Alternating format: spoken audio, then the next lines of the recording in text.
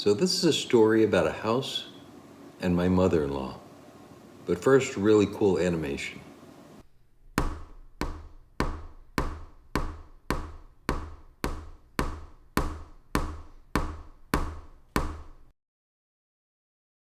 Well, now this little story involves my mother-in-law, but there's also a house involved as a supporting player. So I want to talk about the house first, so you understand how that fits in. The house was a small 1880s farmhouse with several acres, had an old barn in the back that was built around the same time. One of those barns that was built with no nails. It was just hardwood pegs that held it all together. The house had been upgraded on the first floor with good windows and everything, but the basement and the upper floor, the second floor, weren't really changed very much. The basement was the important part of the story. It was built as I guess they call them root cellars or whatever, because it kept cooler in the summer and warmer in the winter. It was dug down, the floor was dirt. It's not actually a picture of the basement of our house, but it's a twin brother. If you can imagine imagine this picture with concrete pavers covering the dirt floor and a table up against the wall with a computer and a little television set. That's what's going to play a part in the story. So now it's time to get to the part where the mother-in-law fits into the story. First of all, yes, I change my shirt a lot. I respect people who can seem to do those things or these things 5 minute, 10 minute, 15 minute, half hour in one shot. I'm not there yet. Probably will never be. Anyway, about the mother-in-law.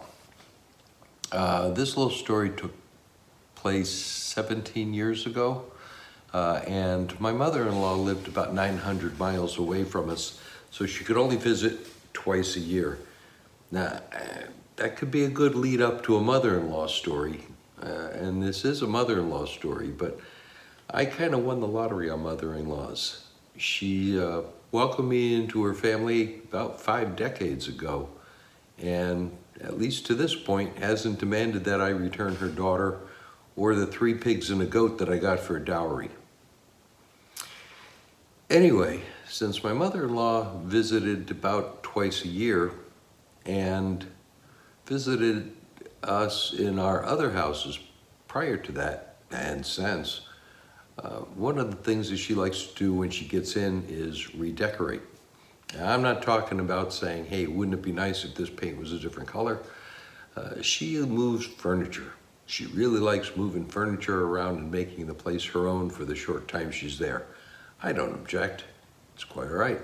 So on a visit all those years ago, she showed up and I did all my good son-in-law tasks. I carried in her luggage, took it up to the bedroom, welcomed her to the house, made sure she and my wife had cups of coffee and they sat down to talk, and I went down to my man cave. Down in the basement, I was playing on the computer and I had the TV on, and I was watching I still remember today, I was watching a National Geographic kind of thing, and it was the wildebeests running across the Serengeti to try and find water.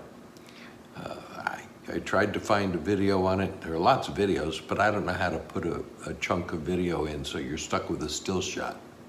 So while I was listening to the thundering herd of wildebeests in my man cave, I suddenly became aware that coffee time upstairs must be over.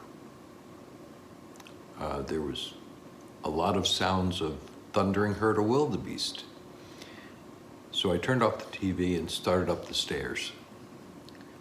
Now, let me give you kind of a different view so you know what's going to happen. This is the main floor of the house. The coffee time for the ladies was over out of view on the left. You can see the leg of one of the red chairs down near the bottom. The door, the brown door there on the left-hand side, is the door coming from the basement, and it opens into the dining room. On the right, you see the living room with the TV. The couch is kind of half hidden behind a partial wall there. the left side of the living room. Well, keep that in mind. So when I got about halfway up the stairs, I heard the unmistakable voice of my mother-in-law. She was trying to whisper, but it didn't work real well. And she said, "Shh, he's coming." And I stopped halfway up the stairs. The noise stopped. The stampeding stopped. So I went up the rest of the stairs. I went to open the basement door, and it wouldn't open. So I pushed on it, and there was something heavy on the other side. I pushed it far enough open so I could squeeze through, and I found out the couch was in front of the door. Now, a couple of things could be possible here. One is that they pushed the couch in front of the door to keep me from coming up and bothering them. And the other is I just interrupted them in the middle of my mother-in-law's furniture frenzy as she redecorated. The funniest thing, though, is that when I looked, at one end of the couch was my mother-in-law, and the other end was my wife.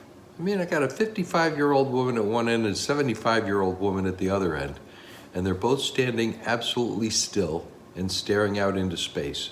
Not looking at me, just staring. I suspect they had watched recently Jurassic Park, and they were told that if they were quiet and still, that the evil monster wouldn't see them, wouldn't destroy them. Now, I don't remember where the couch wound up because, frankly, I think I just went back downstairs and continued watching my program. But after my mother-in-law left, everything was put back where it belonged. And kind of that's the end of the stupid little story. So if anybody actually clicked on this and watched it, I thank you, and I apologize. And, well, there'll be another one. Probably won't be any better. Bye.